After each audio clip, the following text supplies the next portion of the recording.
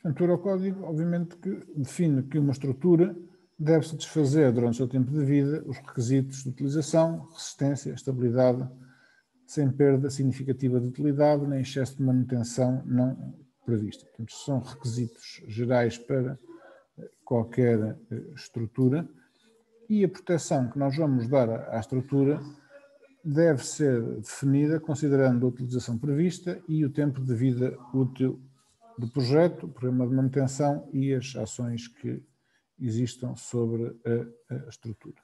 Portanto, são tudo parâmetros que influenciam a proteção que nós temos que dar à estrutura.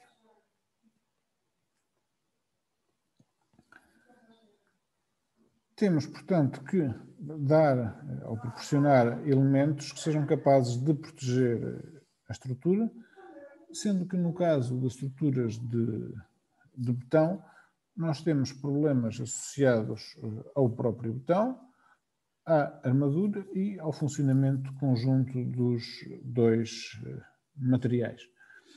Como vocês sabem, nós temos o problema das armaduras é a corrosão, principalmente, não é?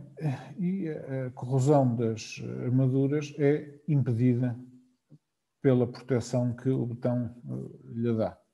O betão é um material extremamente alcalino e para essa alcalinidade do betão as armaduras não sofrem qualquer tipo de corrosão porque elas são envolvidas por uma chamada camada de passivação que impede a corrosão das armaduras.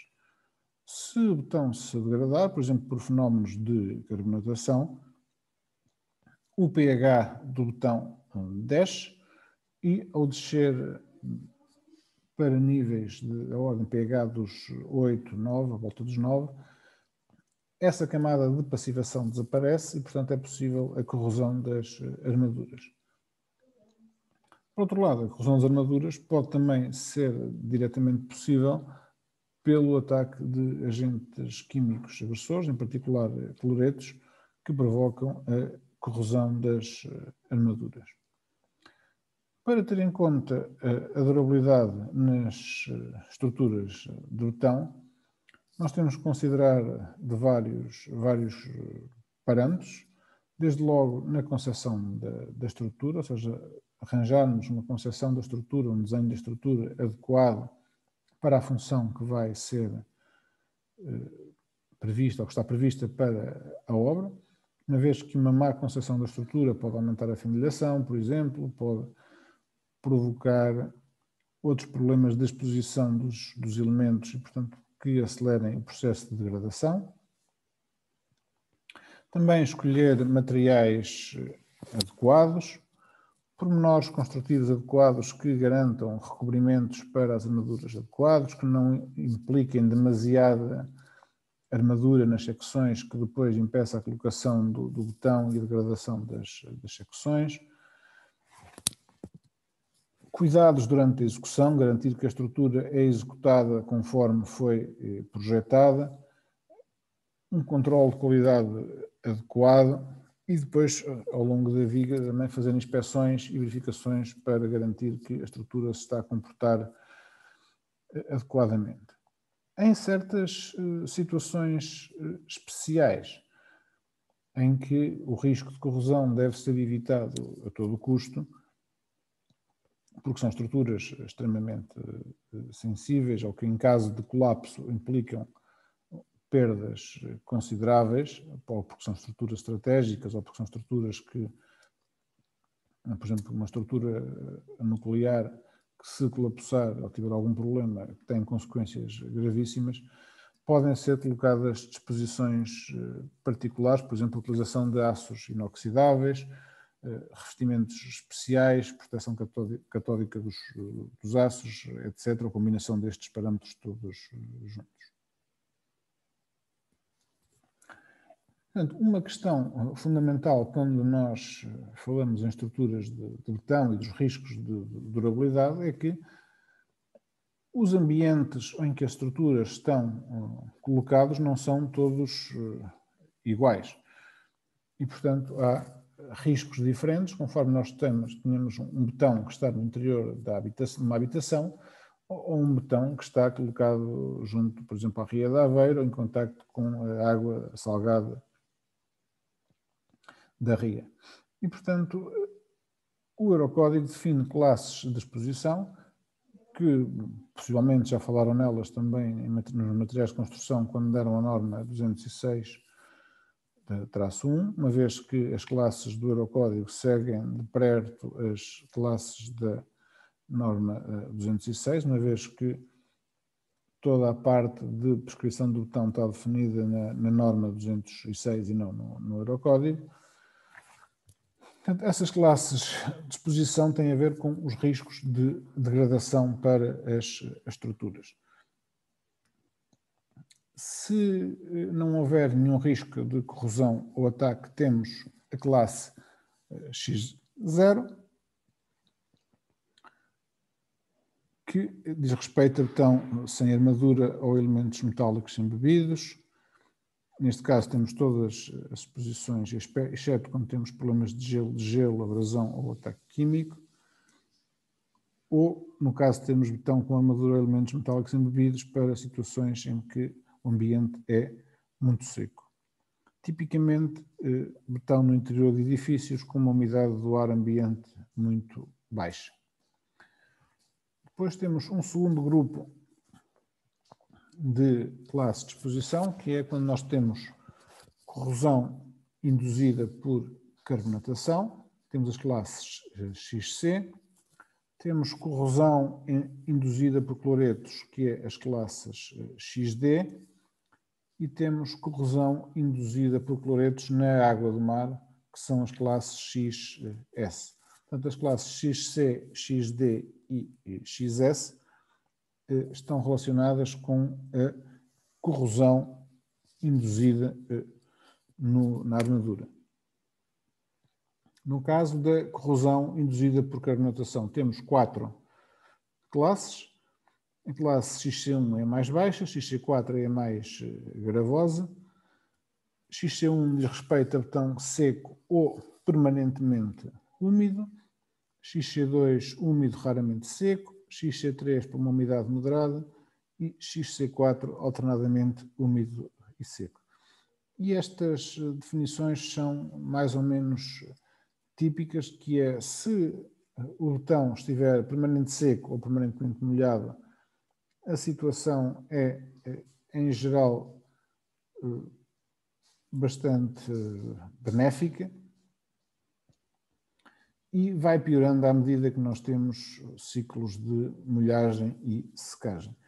Quando nós temos ciclos de molhagem e secagem, em geral, é sempre a questão mais gravosa para os materiais. Quer seja o betão, quer seja a madeira, quer sejam outros tipos de materiais, a questão dos ciclos, molhagem e secagem, são sempre as situações mais gravosas. Portanto, vendo estas classes agora com mais detalhe, XC1 é betão no interior de edifícios com uma umidade do ar ambiente baixa ou betão permanentemente submerso em água. XC2, superfícies de betão sujeitas a contacto prolongado com a água e a maior parte das fundações. XC3, betão no interior de edifícios com uma umidade do ar ambiente moderada ou elevada e betão exterior, mas protegido da chuva. E XC4, superfícies de betão sujeitas a contactos com a água que não estejam incluídas na classe de exposição XC2. Portanto, estas são as 4 classes de corrosão induzidas por carbonatação, portanto, as classes XC. No caso da corrosão induzida por cloretos, que não os cloretos da água do mar, temos 3 classes, XD1, XD2 e XD3. XD1 para uma umidade moderada, XD2 para um ambiente úmido raramente seco e XD3 para alternadamente úmido e seco. XD1 diz respeito a superfícies de betão que estejam expostas a cloretos transportados pelo ar. XD2, piscinas e elementos de betão expostos a águas industriais que tenham cloretos. e XD3, elementos de pontes expostos a pulverizações contendo cloretos, designadamente produtos descongelantes para o gelo, para evitar a formação de gelo ou para eliminar o gelo nas estradas, pavimentos e lajes de parques de estacionamento.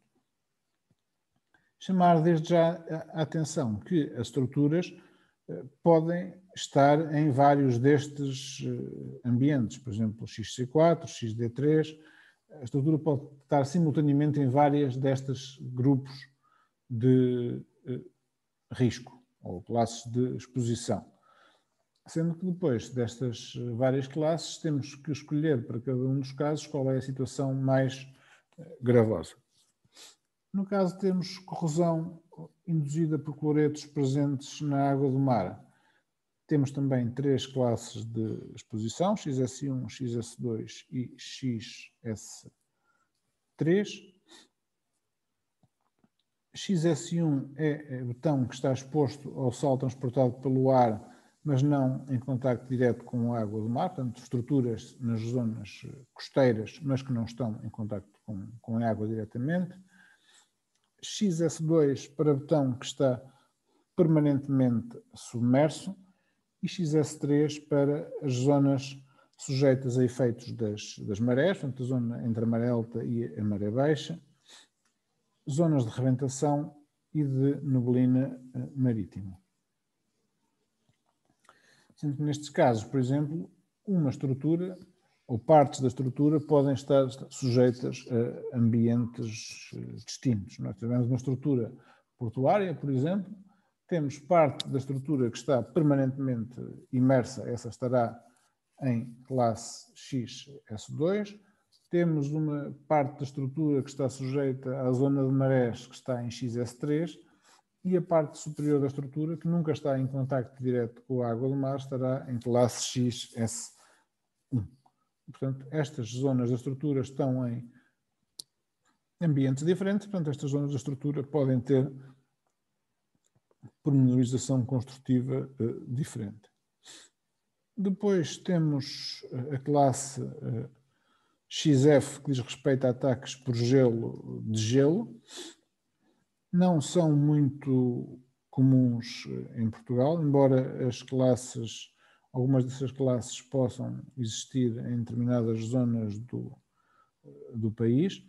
E a questão do gelo e de gelo tem a ver com o facto do gelo ocupar um volume maior do que a água, como sabe. E, portanto, a formação de gelo dentro do betão faz com que os poros do betão, a estrutura do betão, fique sujeita a forças de tração provocadas pelo aumento de volume da água. E, portanto, estas forças de tração que vão surgir dentro do betão podem provocar a fenilhação no betão e a degradação da estrutura. Portanto, estas 4 classes de ataque por gelo e de gelo temos também de XF1 a XF4, sendo que a XF1 corresponde a uma saturação moderada em água sem produtos descongelantes, a XF2 uma saturação moderada em água com produtos descongelantes, a XF3 para uma saturação elevada em água sem produtos descongelantes e a XF4 uma saturação elevada em água com produtos descongelantes ou com água do mar. Finalmente, a última classe de exposição é a classe XA, que diz respeito a estruturas que estão em ambientes com risco de ataque químico. As condições para estas classes XA1, XA2 e XA3 estão previstas na norma EN 206-1, portanto, como vos disse, estas classes de exposição do Eurocódigo estão em consonância com as da norma 206.1, também não podia ser de outra forma, e tipicamente dizem respeito a betão em contacto com terrenos naturais, água do terreno, zonas industriais sujeitas a ambientes demasiadamente agressivos, etc. Por exemplo, fábricas de produtos laticínios, em que o ácido láctico é muito agressivo para o betão, enfim, zonas tipicamente este tipo de situações. E vamos ver agora aqui alguns exemplos e mostrar-vos que uma estrutura pode ter várias possibilidades para os vários elementos. Temos aqui uma estrutura, enfim, tipo, que ilustra as várias possibilidades de uma estrutura que está em contacto com tudo e mais alguma coisa. É um caso particular tipo, vá lá, para vos mostrar que um determinado elemento pode estar sujeito a várias classes de exposição simultaneamente e, portanto, deveremos depois, quando estamos a dimensionar ou projetar esse elemento, ter em consideração as várias classes de exposição e tomar as precauções para cada uma delas, ver qual delas conduz a soluções mais gravosas. Por exemplo, temos aqui esta estrutura, então que está parcialmente ligada à água do mar, a água tem uma piscina interior, está ligada à água doce do outro lado. Portanto, temos aqui betão permanentemente imerso em água do mar, XS2. Temos aqui depois uma zona exterior sujeita a marés, que seria classe XS3, mas também, como está sujeita a molhagem, a betão exterior, está sujeita a ciclos de molhagem e secagem, XC4. Temos aqui depois esta zona que funciona um bocado como uma estrada, portanto é um pavimento, também está sujeito ao exterior, portanto será XC4, mas está também sujeita a ataques de cloretos, por exemplo, a resistência de produtos descongelantes e, portanto, XD3. Esta parede exterior XC4, ou XS1 ou XD3, porque aqui neste caso já estaria sujeita a spray da água do mar, cloretos são exportados pelo ar.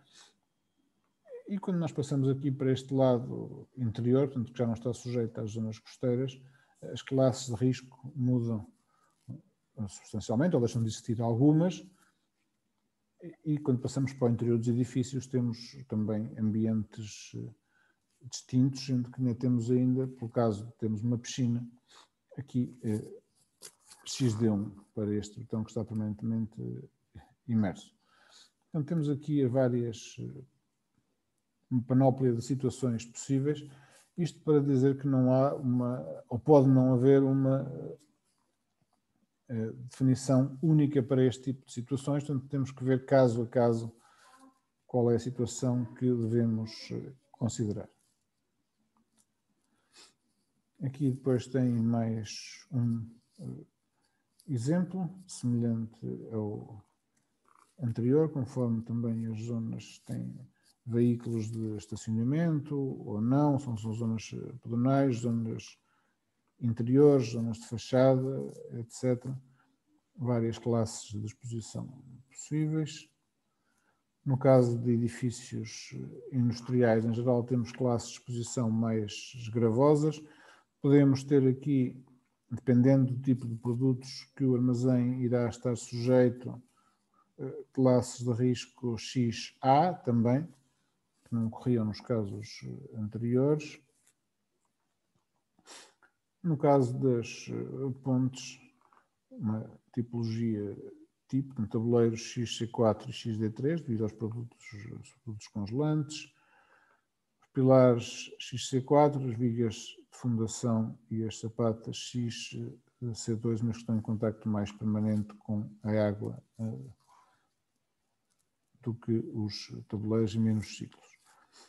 Aqui também um caso típico de obras marítimas, portanto, zona que não está sujeita aos efeitos das marés, zona XS1, zona dos efeitos das marés ou da arrebentação XS3 e a que está permanentemente imersa em água, XS2. E, portanto, conforme a zona que nós estivermos a considerar, nós podemos considerar características diferentes para estas várias zonas.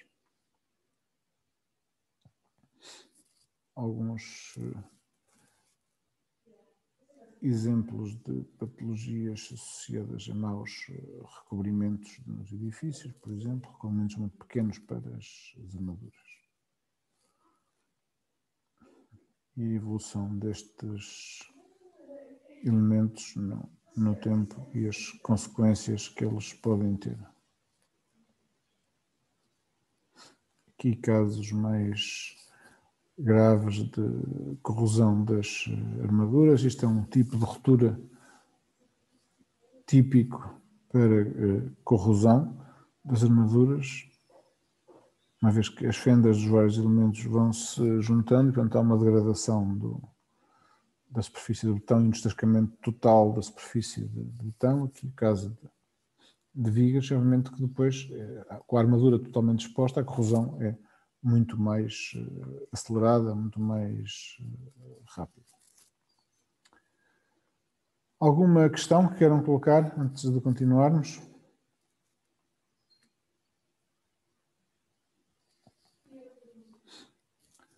Não?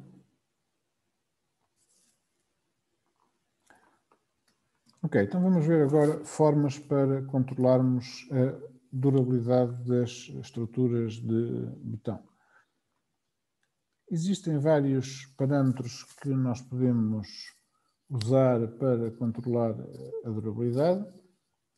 Por um lado, a classe de betão, sendo que, em termos do Eurocódigo, o Eurocódigo associa mais resistência a melhor qualidade para o betão, no sentido em que temos, em geral, betões mais densos, mais compactos e que, portanto, a penetração ou a circulação dos elementos pelo seu interior é mais difícil, uma vez que temos uma porosidade mais difusa, ou mais separada, perdão, e, portanto, não há tanta interligação entre poros, portanto, a circulação dos produtos agressivos é mais difícil dentro do betão. Depois, o parâmetro fundamental para controlar a durabilidade, que é o recobrimento. Quanto maior for o recobrimento, mais tempo os agentes agressores demoram a chegar às armaduras e, portanto, maior será a durabilidade das estruturas.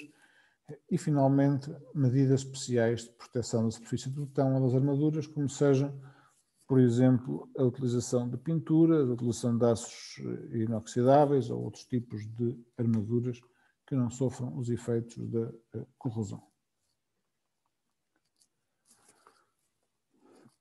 O anexo do Eurocódigo, quer o anexo nacional, quer depois o anexo E, e chama a atenção que neste ponto da durabilidade é importante consultarem o anexo nacional português, porque tem especificações diferentes daquelas que estão definidas no texto do Eurocódigo, portanto devem ver, neste caso é um dos pontos que está modificado pelo anexo nacional português.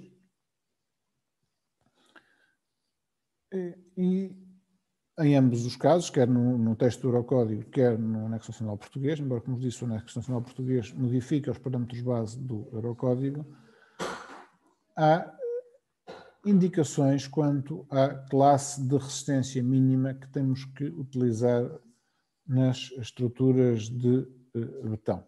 Portanto, consoante a classe de exposição, portanto, as classes XC, XS ou XD, portanto, para corrosão induzida por cloretos, ataques de gelo ou ataques químicos, nós temos para cada uma destas classes de exposição qual é a classe de resistência do betão que devemos adotar para as estruturas.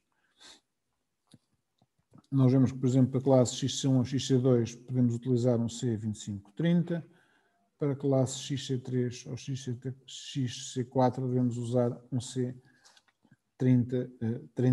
Se estivéssemos numa classe X0, portanto, sem risco, poderíamos usar um C1215.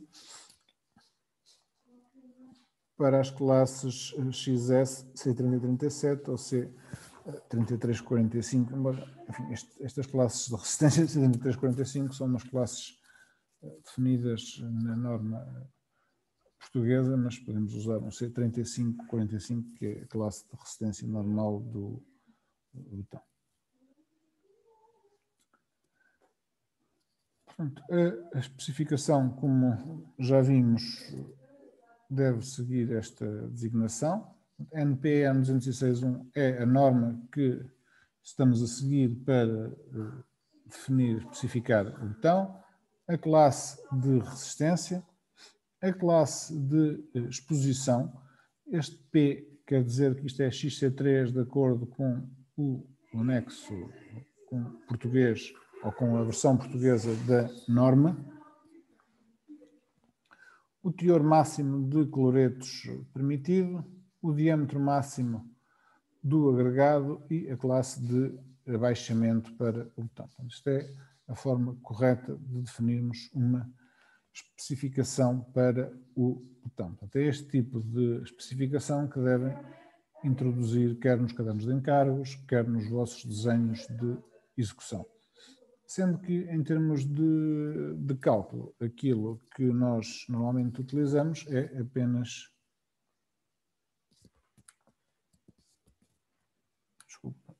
a parcela relativa à resistência. E, portanto, esta parte aqui do C3037. Normalmente é apenas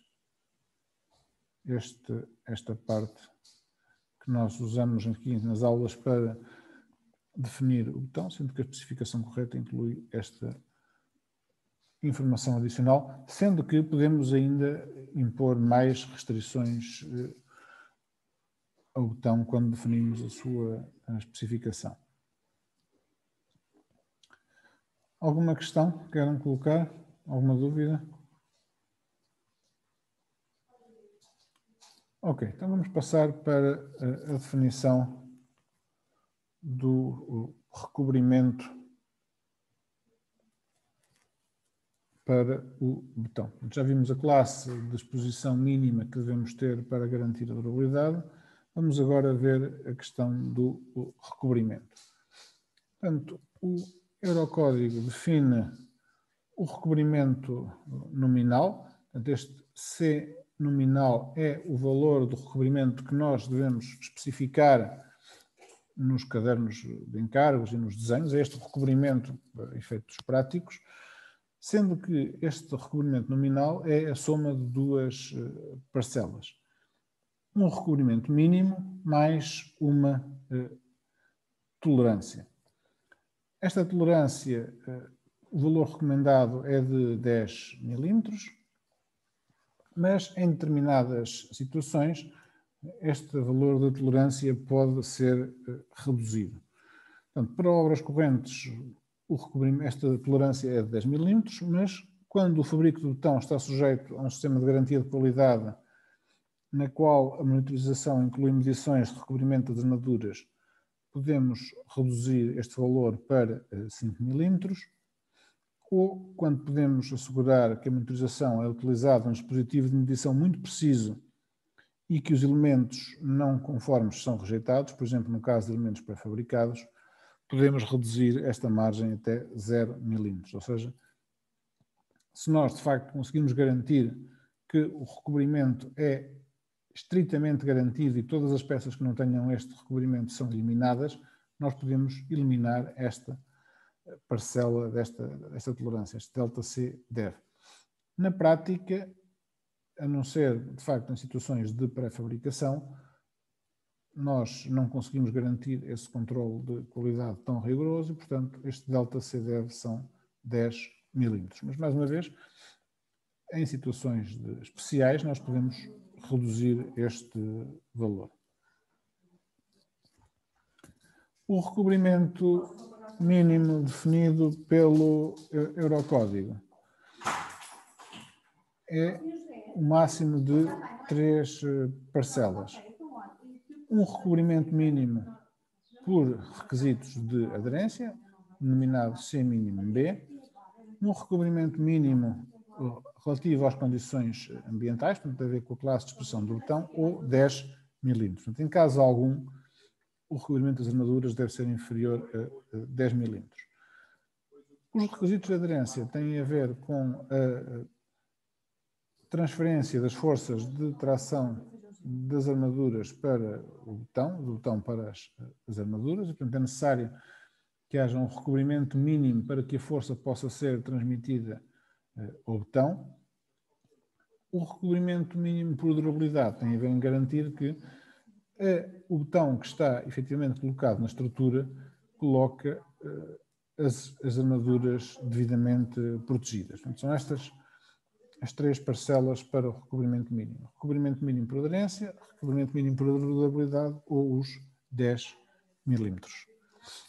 Quanto ao recobrimento mínimo para aderência, portanto, como vos disse, tem que assegurar a transmissão das forças de aderência e uma adequada compactação do betão, ou seja, tem que ser suficientemente grande para que, ao ser vibrado, o betão fique devidamente compactado nessa zona. Este recobrimento tem a ver, obviamente, com o diâmetro do varão, não é? Portanto, se tivéssemos, vamos imaginar que temos aqui uma peça de betão, a parte inferior de uma peça. Se nós tivéssemos a armadura colocada nesta zona, se nós tracionássemos esta peça, este varão, nós facilmente percebemos que não é possível de transmitir a força de tração da armadura para o betão, porque não há aqui betão a envolver esta zona da armadura de forma que consiga garantir esta transferência de forças. Por outro lado, se nós tivermos aqui o betão, a armadura já devidamente envolvida por betão, é possível transmitir a força de tração da armadura para toda a secção de betão.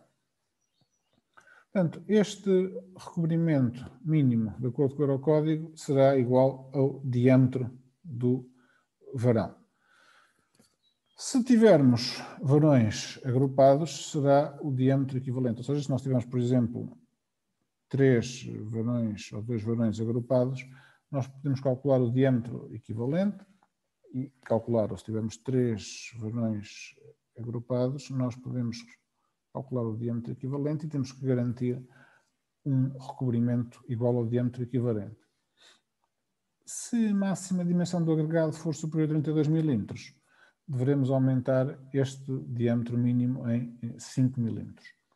O diâmetro equivalente é dado por esta expressão definida no Eurocódigo, portanto, é a raiz quadrada da soma dos quadrados dos diâmetros, ou 55 milímetros.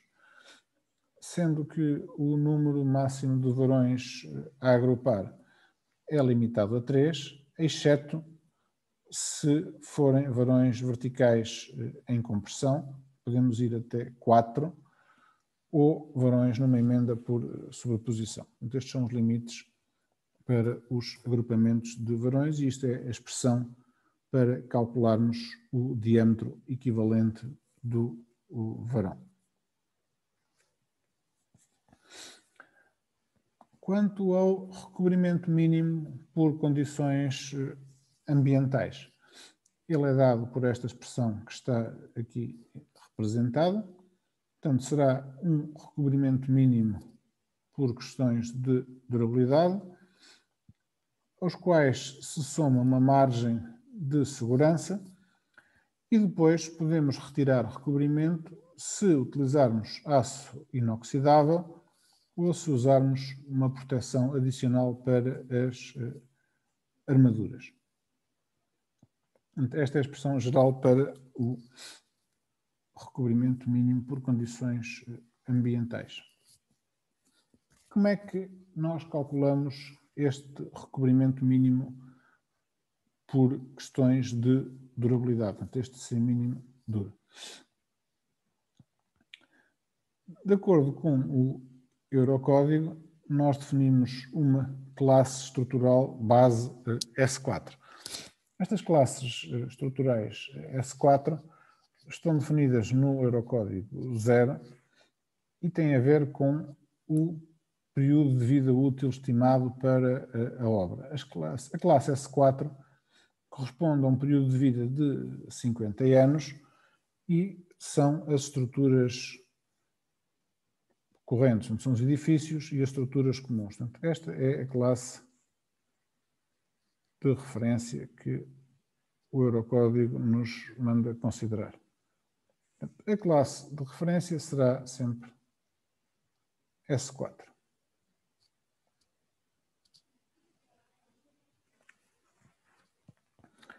Sendo que há estruturas que podem ter períodos de vida maiores, períodos de 100 anos, como sejam edifícios altos, monumentais, hospitais, teatros, pontes e outras estruturas que tenham relevância importante em termos económicos ou sociais, normalmente estruturas que necessitam de ficar a funcionar em caso de situações mais catastróficas. Portanto,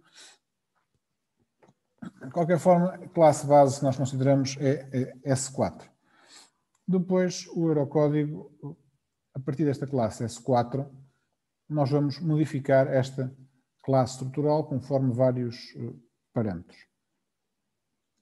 E esses critérios são aqui definidos nesta tabela do Eurocódigo, que é, mais uma vez, modificada pelo anexo nacional. Portanto, se em vez de 50 anos tivermos um período de vida útil de 100 anos, devemos aumentar duas classes. Ou seja, imaginem que tínhamos uma ponte, que tínhamos um período de vida de 100 anos, quer dizer que o S4 passava a S6. Depois, em função da classe de resistência. Por exemplo, imaginem que estávamos a falar de elementos XC4 da ponte, estávamos a usar um C45-55. Então era maior do que um C40-50, portanto podíamos reduzir uma classe. Ou seja, estávamos do S6, passávamos para o S5. Ou seja, vamos aqui escrever para irmos seguindo. Portanto, tínhamos um S4, tínhamos um período de vida de 100 anos. E, portanto, passávamos para S6. Imaginem que estávamos a usar, tínhamos uma classe de disposição X C4, estávamos a usar um C, vou por aqui, já me enganei, 50, 60, então podíamos reduzir uma, passávamos a S5. Se fosse uma laje, um tabuleiro da ponte, por exemplo,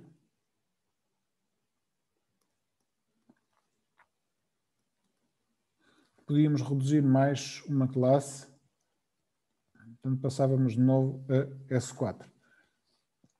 Se tivéssemos uma garantia especial de controle de qualidade, não tínhamos, portanto mantínhamos, vamos escrever aqui, controle de qualidade normal, e portanto temos também, ou mantemos, o S4. Portanto, a nossa classe, neste caso, seria um S4. Mas imaginar que estávamos a falar do pilar da ponte. Por exemplo, se fosse o pilar da ponte, então já não era um elemento com geometria de laje e, portanto, teríamos um S5. Ok? Portanto, isto é o procedimento a seguir. Depois, conforme a classe estrutural que nós tivéssemos e o ambiente, portanto, no caso que nós estivemos a ver, era um elemento da classe S4, era um X C4 e, portanto, o C mínimo de durabilidade seria 30 milímetros. O C mínimo seria 30 milímetros. Ok? Portanto, é esta forma que nós temos para calcular o recobrimento mínimo das armaduras. Depois tínhamos aqueles parâmetros corretores. Portanto, se usássemos aço inoxidável, poderíamos adotar um C-Dur ST de 20 milímetros, ou seja, podíamos reduzir 20 milímetros ao valor do recobrimento. Se não tivermos aço inoxidável, não fazemos este valor seria 0. Se usássemos proteção adicional, podíamos reduzir até 5 milímetros o recobrimento, caso contrário, também não reduzimos o recobrimento. E no caso de termos uma tonagem contra outros elementos, o recobrimento mínimo das armaduras metidos em relação à interface pode também ser reduzido nestas condições que estão aqui, ou seja, uma classe de botão pelo menos C2530, tempo de exposição da superfície de botão ao ambiente exterior seja de curta duração, isto é menor que 28 dias, e a interface tenha sido tornada rugosa. Isto quer dizer que, no caso corrente, o recobrimento que nós adotamos, portanto, o valor nominal seria os 30 milímetros mais os 10 da tolerância e, portanto, estaríamos a utilizar um recobrimento igual a 40 milímetros.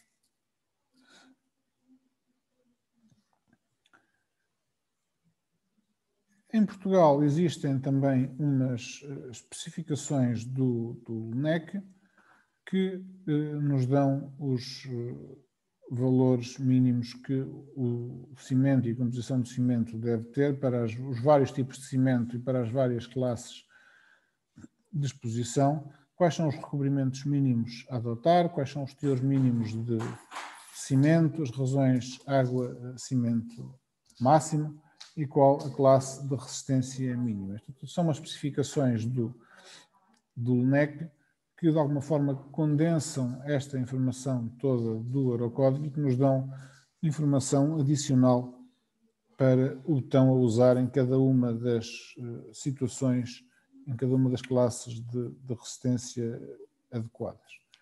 Portanto, esta informação é bastante útil depois para a fase de execução, em função também do tipo de cimento que vai ser utilizado.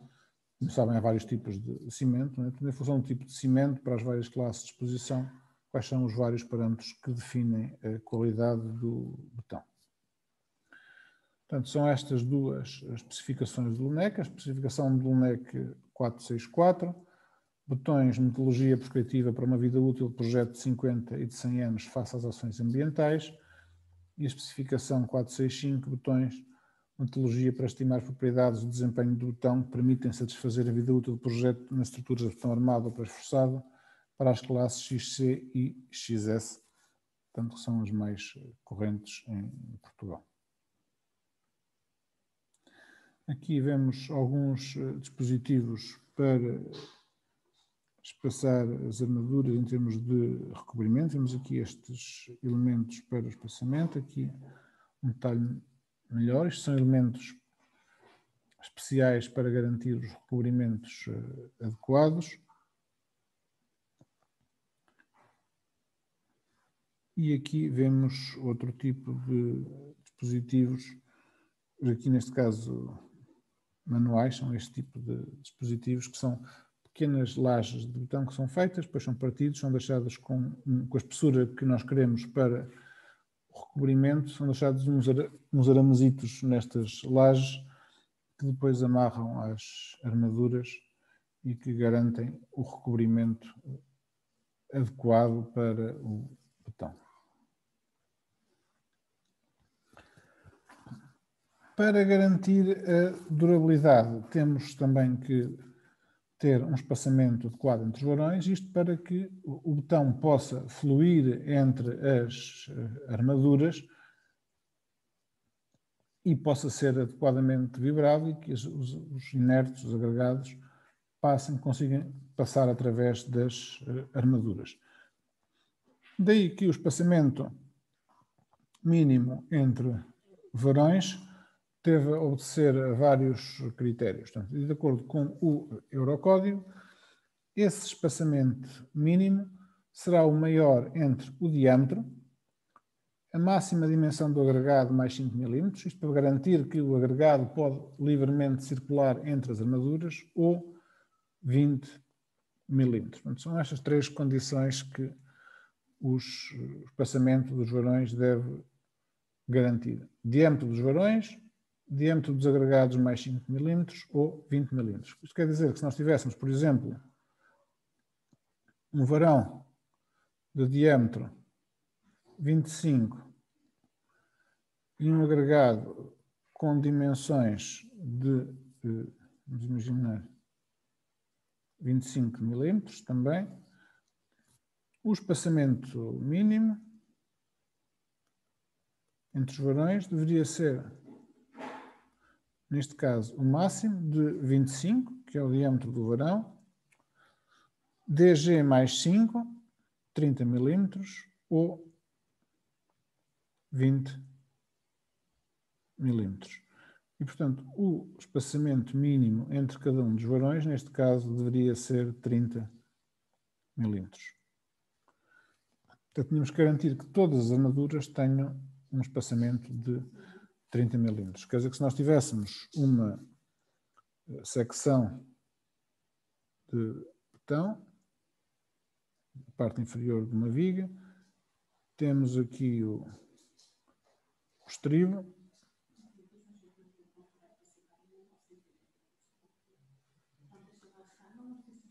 e aqui tínhamos, por exemplo, as armaduras.